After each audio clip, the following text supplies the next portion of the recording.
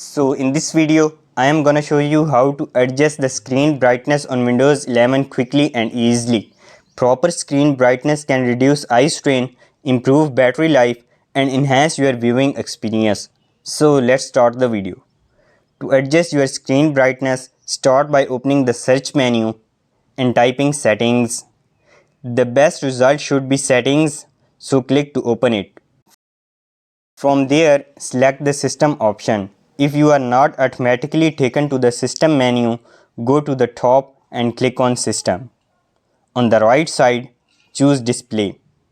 Under the brightness and color section, you will find a brightness slider. You can move this slider left or right to adjust the brightness. So that's how to change screen brightness in Windows 11. If you found this tutorial helpful, please consider leaving a like and subscribing to my channel.